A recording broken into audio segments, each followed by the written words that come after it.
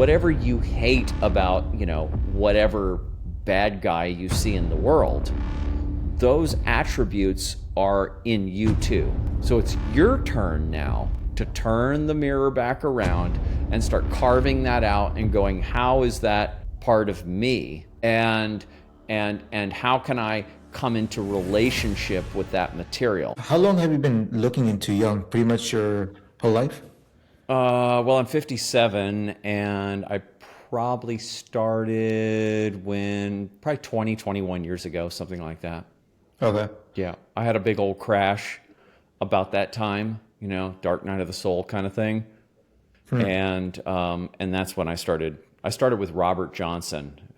Owning Your Own Shadow was the book I started with, which is, I still recommend that to people as like a great way to get into the Jungian way. Yeah. So was that dark night of the soul like was it internal? Was there an external event that kind of started it all? Yeah, it's both. It was like a multi-input crash. So it was a relationship that crashed. It was my business and the way I was running business and everything, and that all crashed. I had a touring band. I'm a musician, and my band crashed for the second or third time. And but it was I probably could have handled the business side or the band side easier if it wasn't for the fact that there was a big relationship also crash at the same time. So that was when I really started to, I had been introspective my whole life, but my focus in life was being a musician, being an audio engineer, a producer, and it was just all about music. And so spirituality or psychology was something that was sort of on the side, but it was just the whole field, what spirituality, psychology, where do they mix, what form? It's just so giant. And if it takes so long to really orient yourself in that world. So that was just sort of on the side, but it was when this huge crash happened, that's when I think I was old enough. I was 30, 35, 36, something like that. So I was old enough at that point to have seen different cycles turning in my life, had other relationships that crashed or had other external situations that had bottomed out. And I was able at that point to be able to see, oh, okay, I see this is a loop. This is a cycle that's happening, and I'm the common denominator here. And there was a lot of, after this crash happened, I realized how many red flags were there that I didn't see on all fronts. So I was thinking, okay, so I guess I just don't know myself very well, because if I did, right, then I wouldn't have got myself into this situation. And then I just started, I think I probably just floated over to my bookshelf one day or something, because I had different spiritual books on there and stuff like that. And my friend Luke, who I'd known since childhood, had left this Robert Johnson book at my studio. He'd known Robert Johnson, actually. And I pulled that off. I had never read it. And I looked at that and I was like, okay, this is it. This is what I'm dealing with here. This is what this is. So I read that book, and then I talked to Luke, and he said, yeah, well, you should check out his other books, like He and She and the Handless Maiden and the Fisher King, and just a handful of other Robert Johnson books that he knew about. He told me about, and so I started reading those, and that's what started orienting me on the path. And then I started looking into different intuitive sciences and tarot and dowsing and a little bit of astrology and the I Ching and all this kind of stuff. And so this just plunged me into the spiritual path. And then at the same time, I started seeing all of this kind of conspiracy stuff online, like September 11th conspiracy theories and all kinds, JFK assassination. So at the same time, I was investigating myself, my own shadow, spirituality in general. I was also investigating the shadow of the society. So my whole orientation in life kind of went towards the shadow, and moved, and music kind of went to the side, and then my inner life and research and inner development, moved to the forefront. So that's kind of how I got into Jung and spiritual practice in general. How did you not fall into the deep end? Because I know a lot of people that go through the dark night of the soul type of events. A lot of them can fall into the deep end where they don't really recover. They're stuck in that continual phase of trying to find the shadow, trying to find the shadow. Do you know what I mean? Like, how did you not just stay in that place the whole time or fall into the deep end? Well, okay, so that's the Nigredo in alchemy, right? And when you're in the Nigredo, yeah, you're at the bottom. You're at the bottom of what the Jungians call the ego-self axis. So you're completely alienated from yourself, from the world. You don't feel like, if you did have a relationship with God, you feel like God isn't there and not listening, and you don't see a way out. So that's definitely the bottom of the cycle. And there is that possibility, depending on your personality type, depending on how able are you to let go of your ego skin, so to speak.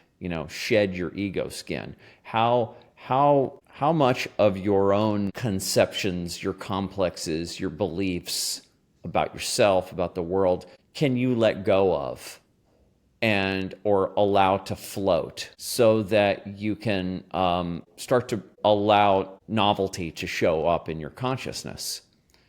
And it's, when you get down to the bottom, there are complexes that are fueled by archetypes, shadow archetypes, that can really grab hold of you down there, like an orphan archetype or a victim archetype can really grab you and kind of hold you and keep you down there, or the Persephone archetype in women, and hold you down there and not want to let go of you. And if you look at your family history, if you look and you see if there's depression, or if there's these kinds of archetypal influences in your family, you'll find that they're presenting themselves during your dark night of the soul. And so you can get very embroiled in that. You can get very far down deep into the mud, into the quicksand. And it is, usually in those periods, those are usually the beginnings of people's spiritual or psychospiritual life. So they don't necessarily have the background or the wisdom to be able to seek out a helper, or to be able to look for the signs that show up, that show you, okay, this is how to get out, this is, or people that don't have a well-developed sense of intuition, those, it can be hard. I was an artist already, and so I was already working with my unconscious, working with my intuition.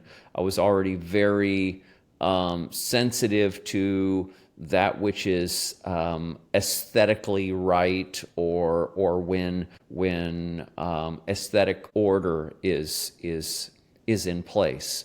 And so I kind of already had some experience with psychedelics, and so I had already kind of been I already had developed a relationship with my unconscious already. So when I got here, yeah, I was in the dirt, and I was doing a lot of crying, and I was doing a lot of soul searching and all of that.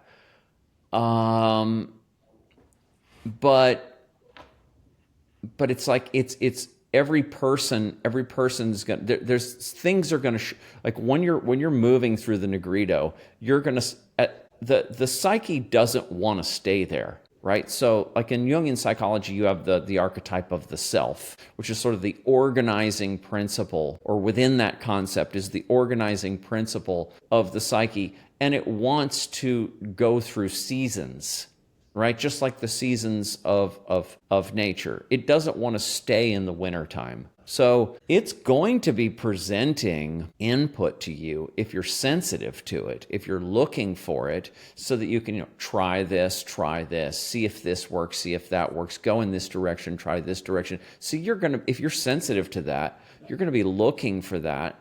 and then at some point you're going to hit on something, some kind of gold, something, you're going to hit on something new that feels numinous, so to speak, to use a Jungian term, right? That feels energetic, where there's energy there, and you're going to say, oh, wait, here's something here, there's something here, this idea, this possibility, this feels like this might be right for me. And then if you have the courage to go towards that and experiment with that, whatever it is, that will get you 1 foot out of the quicksand, right? Yeah. And if in my case, I was reading the Jungian psychology while I was in my Nigredo. And so I'm getting wisdom, I'm getting tools out of that study so that I'm able to I'm able to have some context and recognize that what this is all about. And this is why the Jungian system really is important and really should definitely be paid attention to by more people, because it gives you tools to be able to handle these low points in life. So yeah, and once I basically, I simplified my life to a great deal during those periods. I really just, got a lot of complexity out of my life and really simplified things. And I was being turned on by this material, by all this kind of material. So I was always, for me personally, I was always a creative person. And so whenever something creative shows up on my plate, whenever something novel, something new shows up on my plate, I'm going to explore it, and then I'm going to get endorphins out of that. And so, I'm not the kind of person that would just lay in the dirt and just revel in the dirt. I'm an artist magician type. And so I'm going to be, studying it and going, what does this mean? What am I supposed to do here? What's next? I'm always going to be asking questions, and I'm going to be experimenting. And so it's just not my nature to really just stay in the dirt or to allow a victim complex to take me over and just, like that is very, very common with addicts.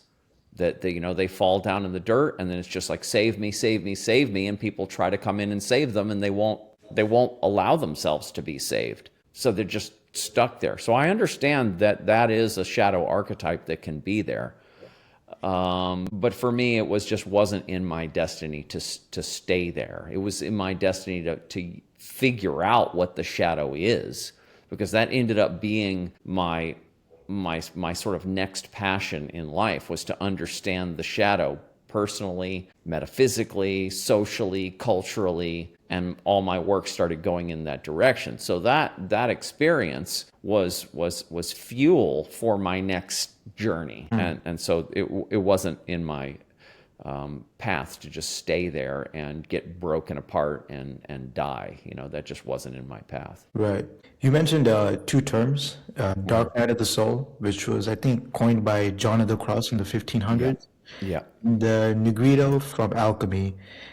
Could you explain what the point of those cycles in every person's life are? Is it to peel a layer of the ego off? Mm-hmm. Mm-hmm.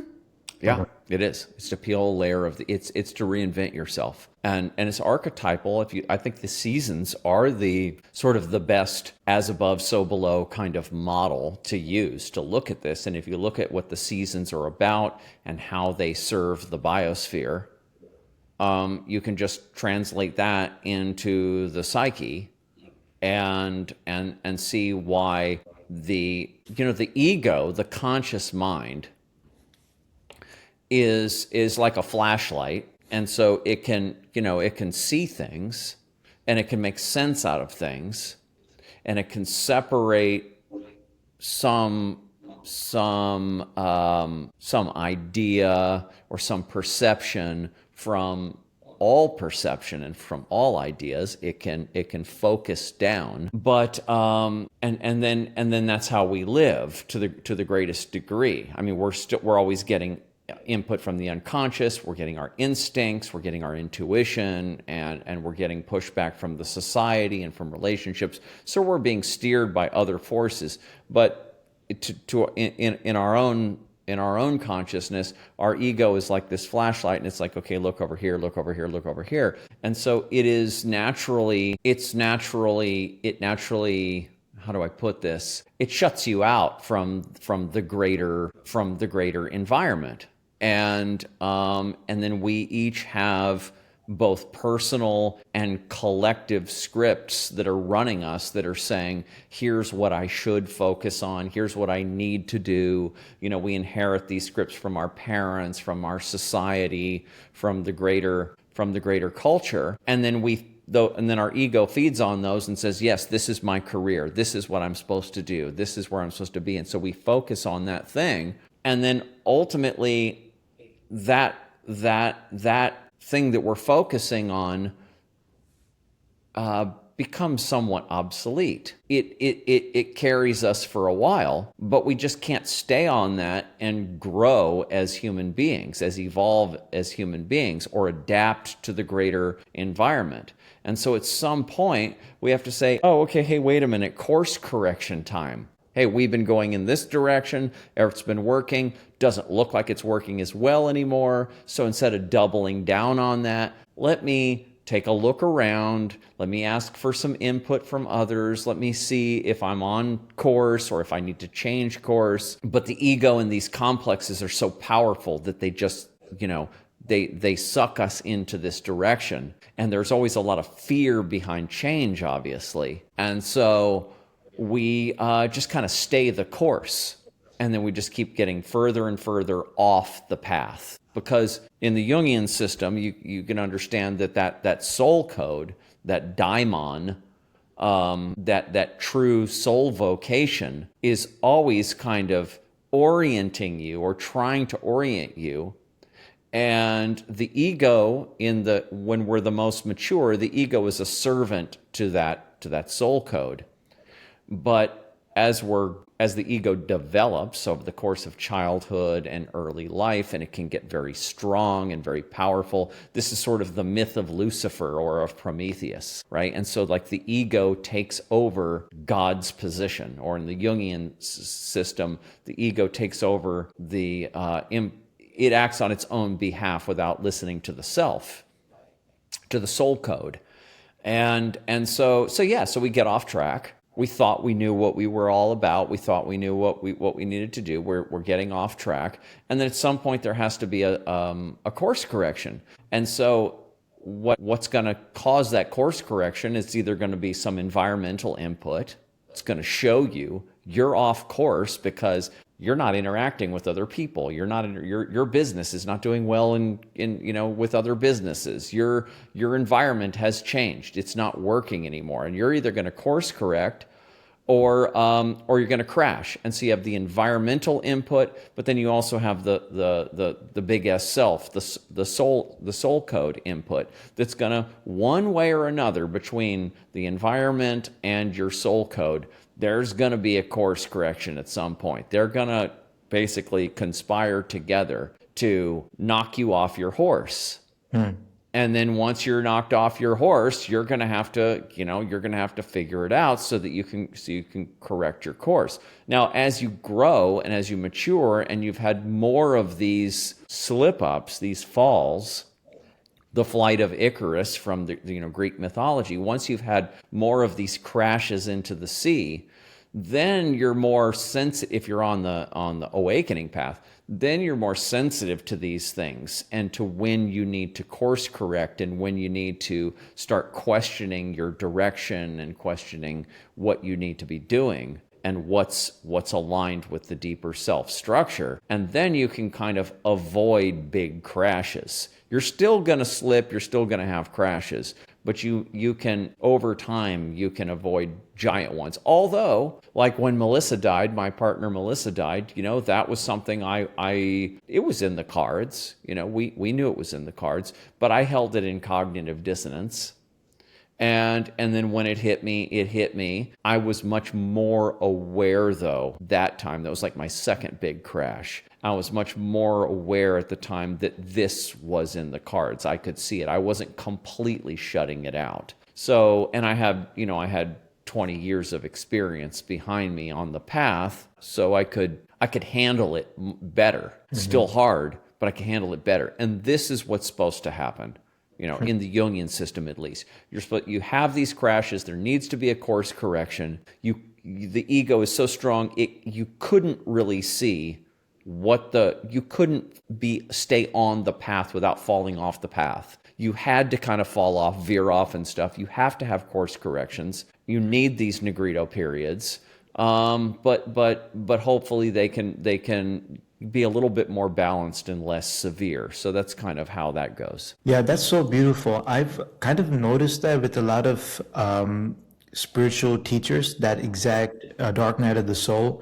For example, Christ spent 40 days in the desert. Yeah, there you go. Buddha left his kingdom and he saw people dying because he was shielded from death. Ram, he had to spend 14 years in the forest. So these, could you speak to a little bit about the spiritual teachers, them going through the dark night of the soul and them coming back as like almost like monks, teacher-like figures that show humanity? Yeah, that's an archetypal pattern. That's back to the seasons. That's back to the alchemy. And alchemy, by the way, is really mapping this same pattern. When a lot of modern people might know about Joseph Campbell's hero's journey, right? So that's kind of an external version of what's happening on the inside. And this is kind of the shamanic archetype, right? And so it's an initiation into darkness.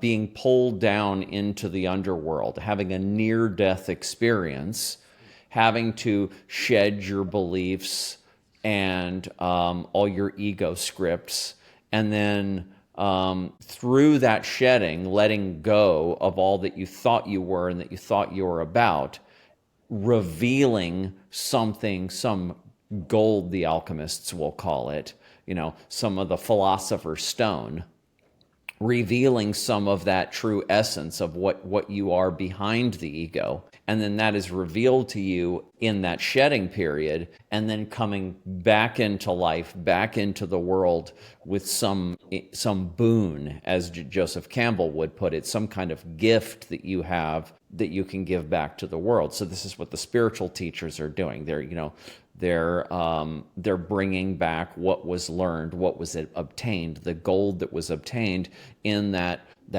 fight with the dragon or with the devil or whatever the particular mythological motif is. So again, that's all the seasons, right? That's the battling with the forces of winter and all of that. And so this is an archetype, and you're going to see it in all these the stories of these spiritual teachers are often, sometimes they're real historical characters, but then over time they're overlaid with myth, right? With the contents of the collective unconscious, so to speak. So that's overlaid onto them. But when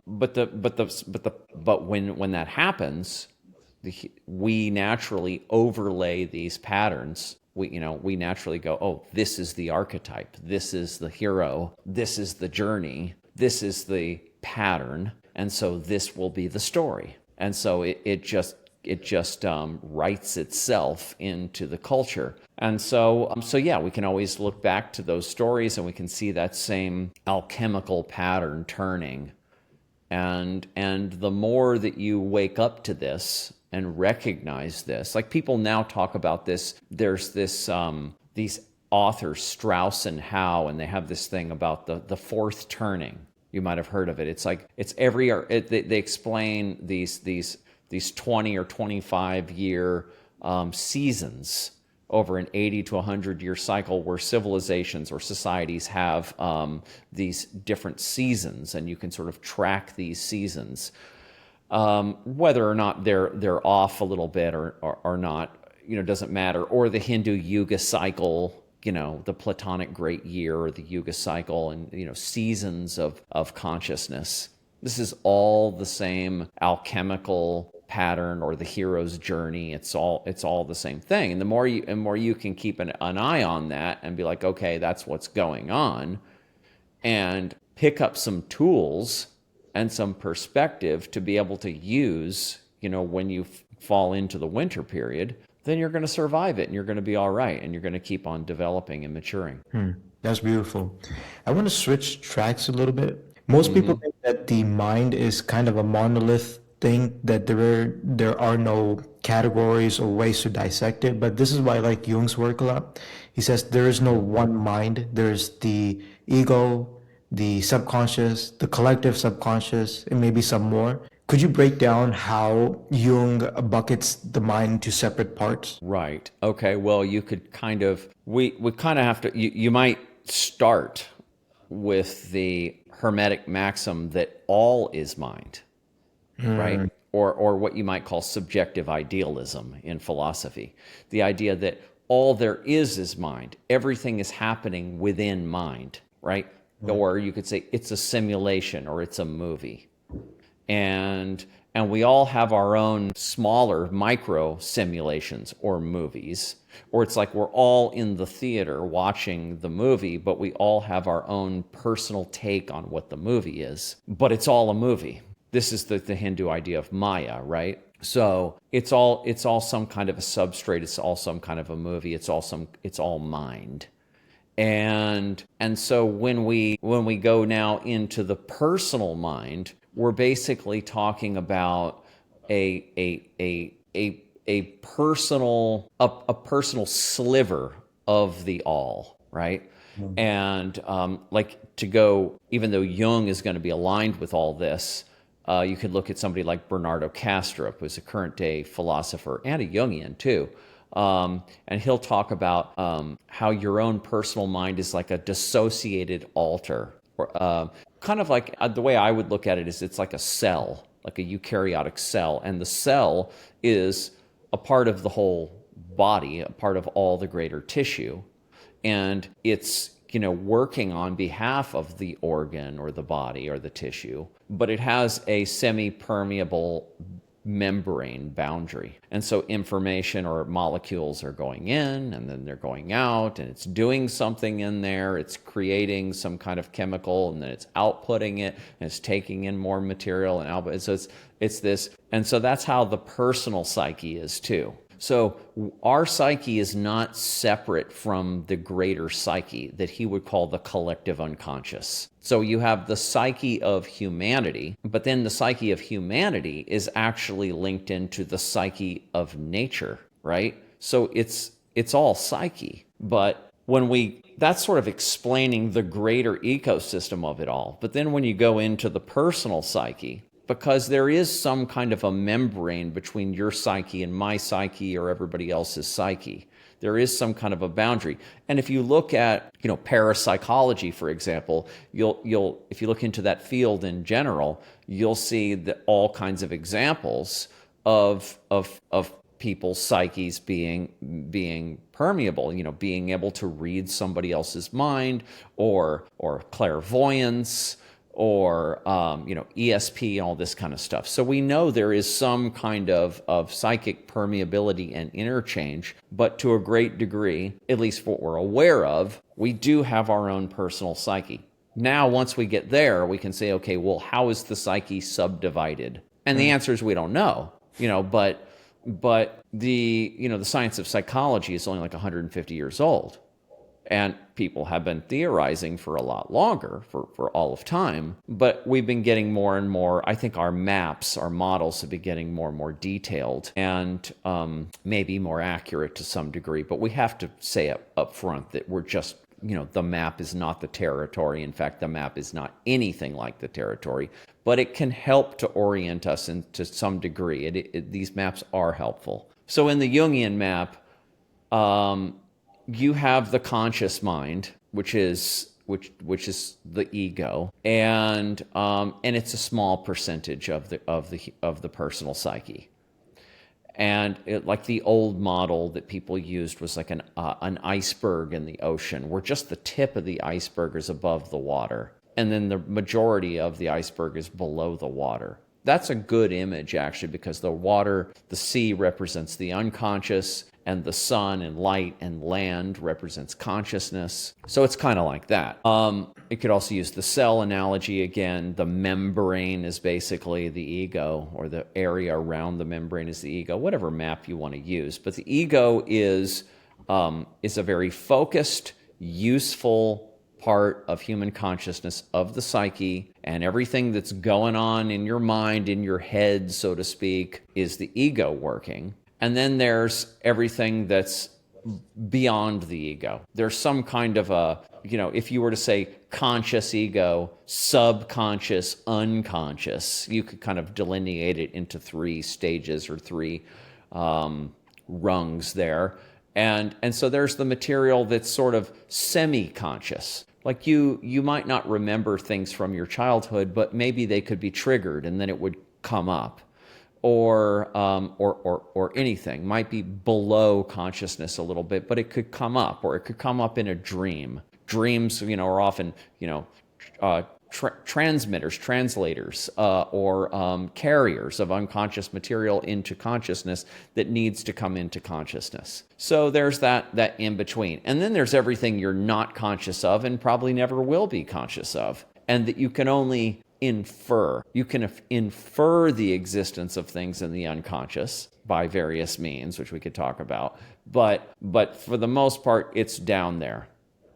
And especially you can think of what Jung called the psychoid, where the psyche meets the body, and all of the kinds of unconscious processes that are going on at the body-based level that you don't know what's going on with your liver, with your heart, with your kidneys, but there's unconscious processes, psychic material that's totally linked to that and related to that, and that is being processed in the unconscious. So most of the psyche is unconscious. And so that's the basic kind of, conscious, unconscious, or conscious, subconscious, unconscious kind of map of things in the Jungian system. Also comes out of Freud. And then you have in the Jungian system, you have domains which are referred to as complexes. I mean, all those, like the ego is actually referred to as a complex too, but other kinds of complexes and then archetypes below them. And so you can have a mother complex or a father complex, or if you look into Robert Moore's system and you see the different archetypes like, king, warrior, magician, lover, king or queen, whatever, these are complexes that have an archetype at the base of them. And the archetype is a pattern that's shared amongst shared throughout the whole society, throughout the whole culture, and even throughout all of humanity. So it's a meta pattern, you could say, that's in the collective psyche and even in nature, and then it gets access to you, to your personality, to the ego, through a structure, through a network that Jung would call a complex. And so you have different kinds of complexes in there, and some of them are big ones. In the Jungian system, you have the anima and the animus, and you have the shadow, and then you have the self, and you have and then close to the persona, or close to the ego, you have the persona. So you have these big sort of chunks of kind of blurry ideas. They're really blurry, really. And so Jung and Jungians are always kind of inferring them or alluding to them and speaking around them. And is it a complex or is it an archetype? And, where are its boundaries? And it's a bunch of, we don't know all this kind of stuff fully. And if you look into, there's no psychology or spirituality that has, that much greater resolution either. It's not like the Jungian system is exceptionally blurry. It's like all these systems are blurry. But so you have those kind of big chunks, and each of those, we can talk about and has its own description and its own usefulness in the system. That is so beautiful. And a lot of these religions that worship many gods, I believe, are just different archetypes, if I'm not mistaken. For example, Zeus might be one archetype, and they worship not him as the god, the creator, but like almost like a god that possesses certain humans. Is that right? Yeah, that's true. That's in Jungian psychology. That's in the ancient way of thinking. Zeus is a father god, right? So it's the father archetype, shows up in the personal psyche through the father complex. And yes, it is. Famously, the Greeks thought that these gods could possess you, right? But it's the same through all ancient societies and systems. Is that there's that understanding of possession. Not by, they wouldn't call it an archetype, but by a god, by a goddess, by a spirit, by a demon, however they want to categorize it, but some kind of otherworldly pattern, force, or spirit that possesses you, takes you over, and then makes you behave according to its will. And so the Jungians, or Jung, called these patterns archetypes, and would say that when you look into mythology, when you look into religious systems, and you see these characters, these are personifications of archetypes, which are large patterns, meta patterns in human consciousness that are repeated across cultures, like the father and the mother, or what could be more primary as a pattern than that? That's not just human. That goes all the way back into the animal kingdom, right? And then even all the way back, that's just the basic principle of duality, and the masculine and the feminine, the active and the passive. So the mother and father archetypes, and together they are a single archetype, is just as ancient as could possibly be. And then each culture puts its own slant on those archetypes. So you'll see them in, the Zulus in Africa are going to have that, and the Hindus are going to have that, and the Greeks are going to have that, and the Christians and the Jews are going to have that, the Aboriginals are going to have that, and they're all going to have that. But depending on where they are, their place and time, like if you use spiral dynamics or if you use integral theory, you can see there's different stages of psychosocial consciousness for different people in different places in different times. So they're going to have their own slant on the whole thing. They're going to take that script and they're going to make their own movie out of it. But it all kind of goes back to the basic patterns, foundational patterns or archetypes that are in nature and in collective human consciousness. Okay. So we have these archetypes. Yeah. We have the shadow. We have something called the diamond. Yeah. So I mentioned those. Each of those needs to be kind of broken apart. Okay, go ahead. Yeah. So, yeah. So and we also have the shadow. So how does the shadow relate to archetypes, the diamond, intuition, all these three? Oh, okay.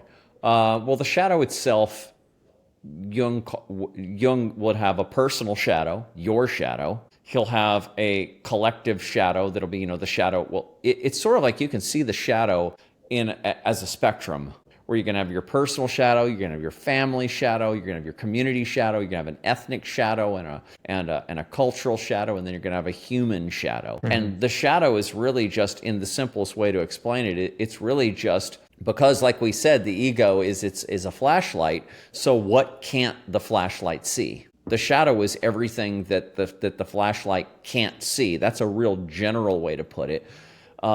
It's what's in your blind spots, right? And so people can have personal blind spots, like I was talking about when I had my dark night of the soul. Things can grow in your blind spots, and then they can sneak up and get you.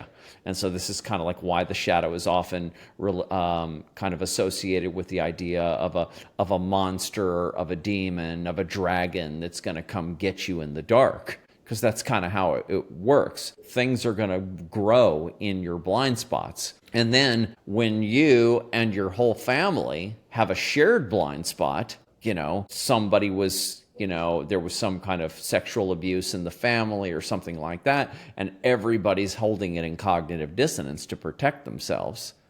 Or you have it in the whole community, like in a church, there's something going on in a community church, or there's something going on in an entire society. Like in America, the Russians, the Chinese, the Indians, they can see these qualities of Americans that the Americans can't see in themselves. So that's the shadow in a general way. Jung also said that the shadow is especially attuned to the persona. And the persona is the part of your ego that is where your social characteristics are stored, so to speak. So this is, okay, like for me, okay, okay, I'm an artist, I'm a musician.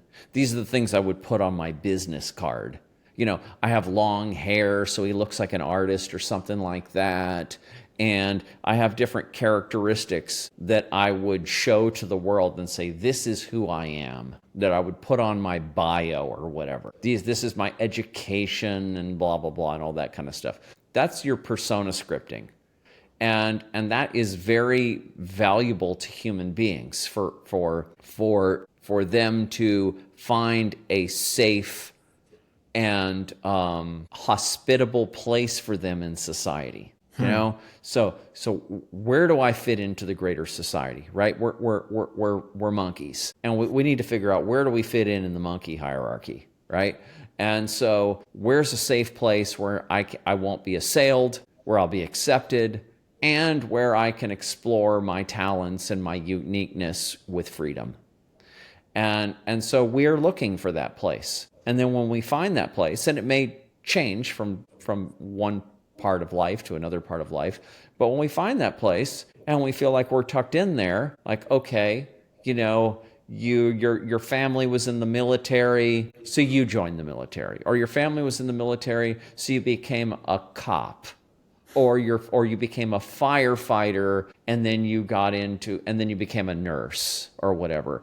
And these kind of first responder / military / police kind of part of the culture, part of society, I should say, because society is human beings and culture is scripting. But so you find kind of your place for a while, and then you feel comfortable there, and so then you have you wear these things on your sleeve, so to speak, and you're like, okay, this is who I am, and this is where I belong, and these are my people. And humans want to do that. They want to figure that out, and your 20s is often the time to figure that out. They want to figure that out so they can find their place, and they can do their own thing, and they can do it in a way that's hospitable to their nature.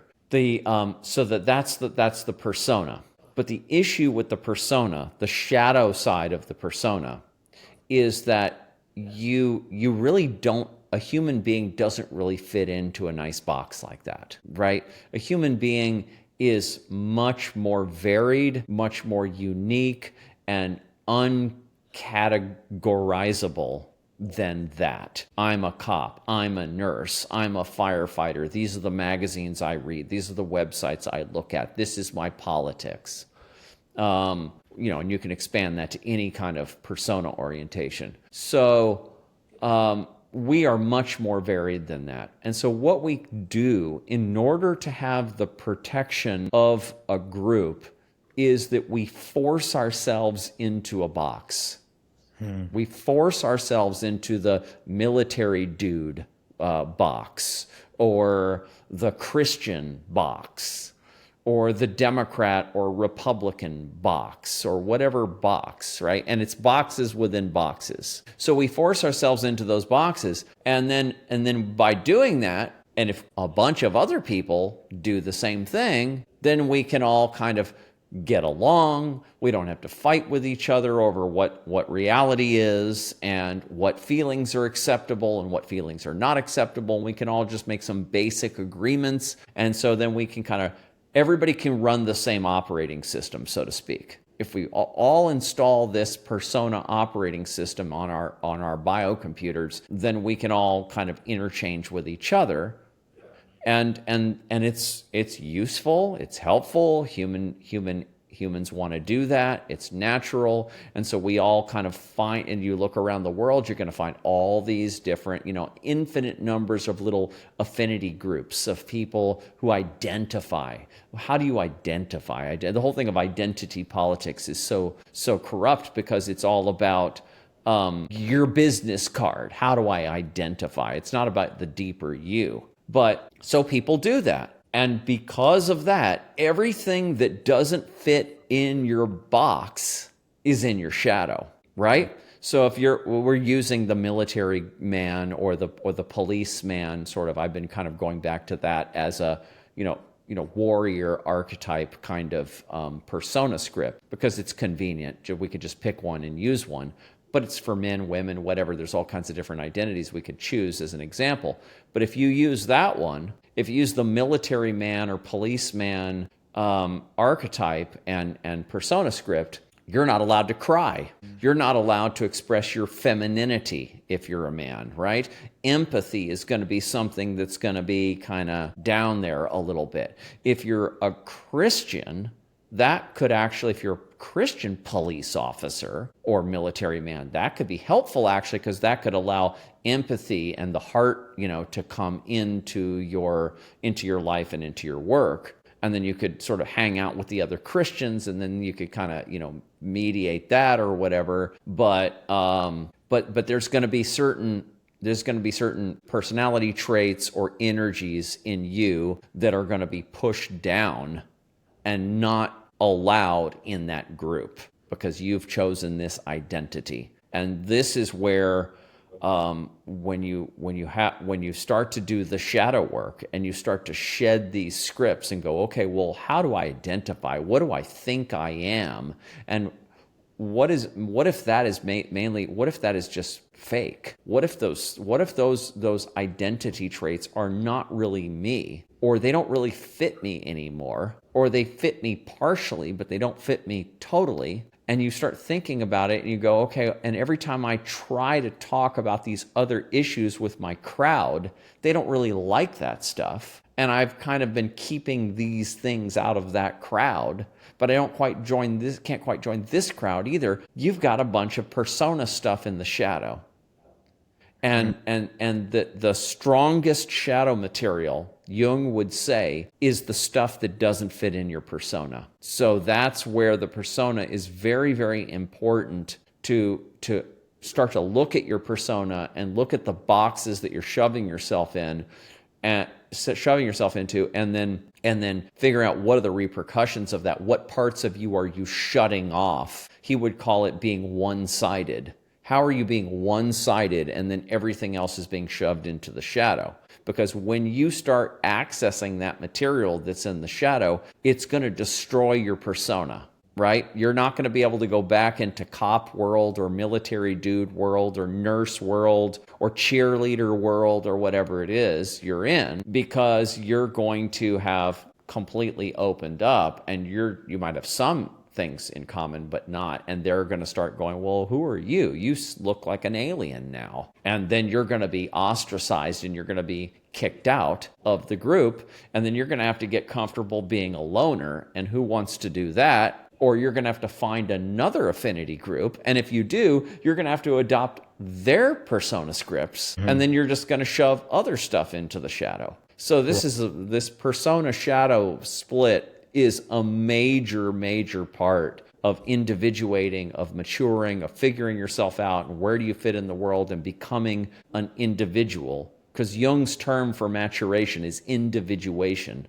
and it means becoming undivided, not divided up and one-sided into, okay, there's the part of me I can show to the family, here's the part of me I can show to my warrior friends, here's the part of me I can show to my wife or husband, and you're all divided up into these different persona facets. It's all got to be brought together so that you have the courage and the comfort to be your complete and total self with anyone. That's a big part of the individuation process. So what I just described there is the shadow, and how it relates to the persona, your identity scripting, how it's a spectrum that goes across from the personal to the familial to the social into the collective and all of that, and the difficulty of embracing it and what it will do to your social life, and how that when you do embrace this, it's going to be uncomfortable. The other thing I might say about this is that in the shadow is also a lot of gold, to use that term again, because there's a lot of things in you that your family, your society, might, what there, as you're going through all that material, you're going to find aspects of you that are down there that you've been repressing so that you could fit in, that are really numinous, that are really bright and powerful to you, talents of different kinds, and that you maybe kind of knew were there, but didn't know that you really should work with. And you're going to hit on that stuff. And this is going to be very powerful, creative energies and talents that are going to be in your shadow. And if you start accessing those things, you could get very grandiose. You could get very inflated, very narcissistic very quickly. So there's another aspect of the shadow that can be dangerous. And then the last thing I'm going to say about the shadow, these are kind of all different ways of looking at the shadow, is that on the universal part of the shadow that isn't really about your group persona, but is about all of society. What do all human beings shove down that's the same, more or less, amongst all people in the world, or let's say all modern people in the world? Well, there's certain things like using aggression. It's just not acceptable in any society to just use aggression anytime you want, to whatever extent that you want. And it's not okay to just devolve down to the level of a predatory animal and then just take and do whatever you want at any time. So that aggressive tendency, that gets shoved down. Or sex, it's just not acceptable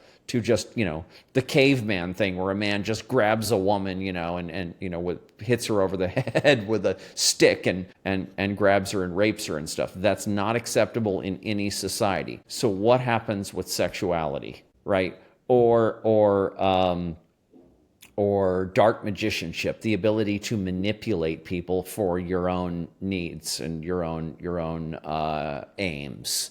It's just not acceptable to commit crimes and stuff and manipulate others. And so there's all kinds of stuff that every society says no to. That all goes into the shadow too. So all this big giant pool of personal persona-based stuff or universal stuff, collective stuff, everything that's in your blind spots, everything that you have to repress, that you can't just openly express, but that's a part of you, that's all the shadow. And so it took me a long time to explain all that because there's so much in the shadow. And it's also an archetype. Jung would say it's, in the most general way of putting it, it's an archetype. It's everything you can't see. And it's the darkness. So this is one, the shadow really, embracing the shadow is the first stage of alchemy. It's the first stage of alchemy. It's the, in the hero's journey and all these different versions of it in the seasons and all of this. It is the first thing you have to get through to get on the path. And so we have a society, especially in America, that is so allergic to its shadow and has so few tools for finding what's in its shadow, and doesn't really have any, even in our religion, our Christian or Judeo-Christian system, that is a system that is basically based on shadow projection. Just more information about the shadow here. What we do with it when we can't accept things about ourselves is we just project them onto other people. No, you're the bad one. You're the rapist. You're the aggressive one. You're the power-hungry one. But it's also us. And so we have, I can think of the parable where Jesus says, remove the log out of your own eye before you try to take the speck out of your brother's eye. don't be a hypocrite. This is the mandate to look at your own junk, at your own shadow before you try to pick at other people's shadow. But we barely have an understanding in the Judeo-Christian system of how to work with the shadow. We basically project it onto a mythological character called the devil or Satan or Lucifer, and he holds it for us. And there's no real understanding that the devil is us. It's an outside thing. It's another person. It's another group. It's the Muslims. It's the Jews. It's the Christians. It's this. It's the Democrats. It's the Republicans. It's not us. And we don't have a good understanding in our system for how, no, that's a reflection of you too. You need to turn the mirror on yourself. It's in our system, but we've been using projection and displacement as an energy dumping ground, as a way to displace our own internal entropy for thousands of years. And so it's like we're in a pretty bad situation when it comes to the shadow. And the last thing I'm gonna say on this is that Jung kind of finally said, hey, let's take our Western culture, let's mine it all for these tools. And he pulled out a toolkit, or developed a toolkit for understanding the shadow and working with the shadow, and he gave it to everybody, and everybody just let it sit on the shelf. No one's using it. So that's the shadow, and it's a big thing, and a great deal of my work is all about the shadow and demythologizing it and working with it and all that kind of stuff. And I would say, in terms of Jungian psychology or the spiritual path, I'd say it's the primary thing.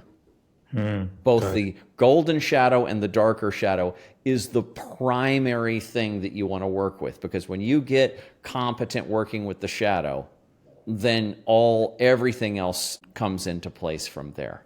And if you wonder why so many people are on the spiritual path and they're still not evolving, and their complexes are getting worse and worse and worse as they grow up, that's because they're not doing the shadow work. Wow. Yeah. I could speak to you for hours, but I'll end it on one question, which is about the shadow communicating through you or to you through dreams and synchronicities, and how you can pick that up and work with it so people have a practical note to end on about Jung and shadow work. Well, in general, in the Jungian system, or in the alchemical system, which I would say is sort of the greater framework, it's just inner alchemy is sort of the greater framework that the Jungian system sits inside of. The Jungian system is sort of the newest sort of, I think, mature and developed philosophy that comes out of the Hermetic or alchemical tradition. But the shadow, like all archetypes and like all psychic material that's personal and collective, shows up in your outer world through people, through anything that you consider to be charged. Whatever triggers you or charges you or is in some way numinous, right? And so when you're, back to the shadow again, back to defining the shadow again, we talked about the golden shadow a little bit, but when you project the golden shadow onto somebody else, you see them as a hero, right? You see them as a savior. And then on the reverse side, when you project the darker parts of you, the more demonic or bestial parts of you onto someone else, you see them as a demon. You see them as a gangster. You see them as as Satan, as a trickster, as something dark. And this is the act of projection, and we're all doing projection. All of reality is a projection to a degree, like we went back to in the beginning there. So, but we're projecting the shadow onto other people. It's not that other people don't have darkness, they do. But to the degree you see when someone or something shows up in your field and gets to you, and you're like, that is getting to me, that's really hooking me, that's getting me, that's triggering me, or that keeps showing up in my life. That same kind of boss that I have fights with these bosses, it's like a negative father complex type thing or whatever. Whenever you see something showing up in your world, especially repeatedly, that has a charge to it, then what you're going to do with that is you're going to say, how is that a reflection of something that's inside of me? How is that? It's like, imagine you're a director. You're Stanley Kubrick. You're a great director, you know, and you have symbolic literacy, and you're putting layers of symbolism into your film, and so the symbolically literate film student is going to go see that movie, and they're going to be like, yeah, you know, that scene where, you know, Johnny Depp or whatever, whoever it is, you know, showed up and did this or whatever. You're going to start mining that for meaning. You know that the director layered archetypal symbol in that scene and in that character, in that script and everything. And you start pulling that apart and say, what does that mean? There are deeper layers underneath that scene or underneath that event in the movie. Well, you do that in your own life. So when something shows up that's numinous, that's charged, you go, okay, what does this mean? And how could that be me? How could that be mirroring an aspect of me that I don't have a good relationship with? So it's going to make you, like Robert Johnson's book, owning your own shadow. You're going to have to own your shadow now. You found it out there. It's charging you. Like all the red pill people now who are like constantly, oh my God, bad guy here, bad guy, everybody's bad, everything bad. Well, all of those are the human shadow, and they are real things. But what is it that really gets you, and why? Because whatever you hate about, you know, whatever bad guy you see in the world, those attributes are in you too. So it's your turn now to turn the mirror back around and start carving that out and going, how is that part of me? And how can I come into relationship with that material? Now, you can do that with anything. Melissa and I called this living in the movie. So you can do that with anything that shows up that's numinous, whether it's light, whether it's dark, whatever it is. And you can analyze it. You can make art out of it. And but when it comes to the darker material, especially,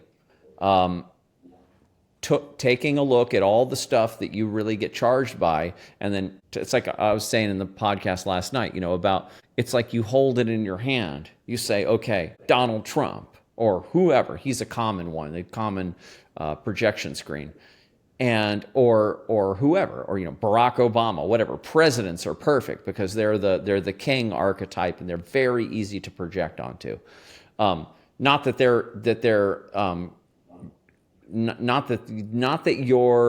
your awareness of their darkness isn't at all accurate, but to the degree it's charged, you have to look at it. So you take that thing and you look at this facet of it and look at this facet of it. You turn it around and you turn that thing around and you study that thing, and every facet of it you say, where's that in me? Where's that in my behavior? Where's that in my past? How has my wife told me that I'm like that, right? So you're turning all that around, and then through that, you're developing a relationship with it. Then you're like, okay, so I have these aspects of this person out there that I can't stand. I'm realizing now one of the reasons why I can't stand them so much is because they have aspects that I have that are in my shadow that I haven't brought into consciousness. I certainly haven't put them into my persona and consciously shared them with people. And so once you do that and you start turning that thing around and analyzing it and saying, what does this mean? Where's this in me? Then you'll see that your charge around that person or thing starts to dissipate.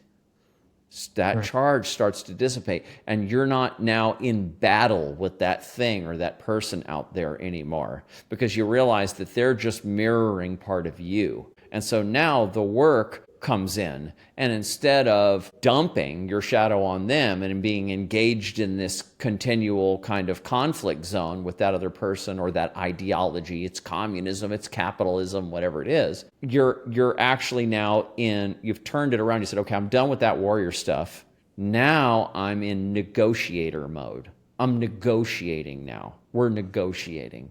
And so we're in mediation now. And so you move into mediation with that material and you try to have some kind of relationship with it. You try to talk about it. You try to put it into your art. You try to tell your friends and family that you have these things. You've noticed these things. You try to bring it out into the air, out into the open, and dissipate that material.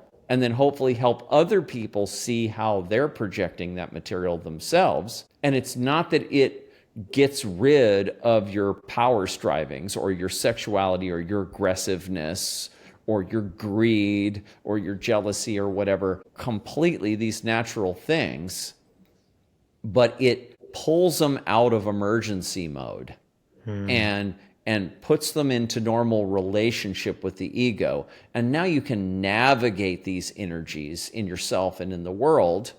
And the difficulty of living a human life still persists, but you won't be, far to the wall on something, completely knocked out of balance. Because when you do that, when you are so afraid of some aspect of your shadow that you've shut the door on it completely, and everybody else can see it, but you can't, and you've shoved yourself into that box and into the wall, that's when you're going to develop, not only are you going to start seeing reflections in the outer world to show you that's there, but you're going to start developing symptoms. You're going to start developing physical symptoms. You're going to have relational symptoms, physical symptoms, dreams. You're going to have, disease in the body. So that thing's going to tear you apart. So to the degree that you haven't incorporated some shadow aspect into consciousness and you're negotiating with it all the time, then that thing is going to turn into a demon, and that thing's going to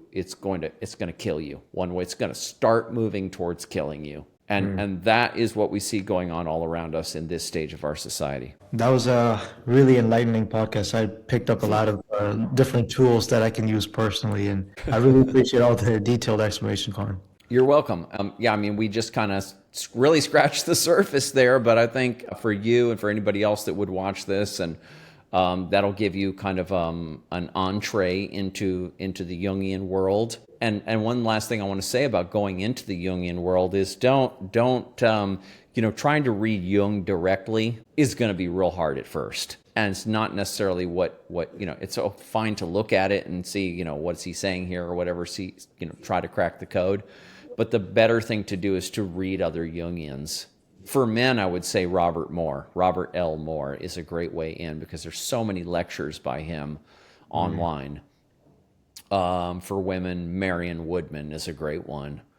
There's a woman named Joanna Laprade, Laprade, who wrote a book recently called Forged in Darkness.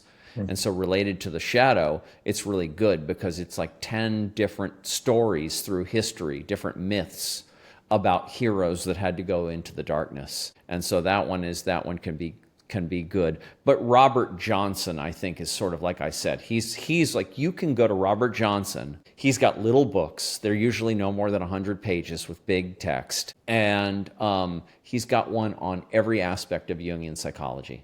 There's probably like 20 books in his whole bibliography, and you could get a whole Jungian education just by reading that. So I think that Robert Johnson is a great way into the Jungian system, and just take it as it comes, and don't trip out too far on it, and just allow it to, because it takes years to kind of take this medicine in and work with it as it comes, but stay with it. And you will have received an education and a toolkit for your own inner development, for your own healing, for your own inner advancement and maturity that I think is in terms of spiritual systems available to modern people. I don't think there's anything better than the Jungian system.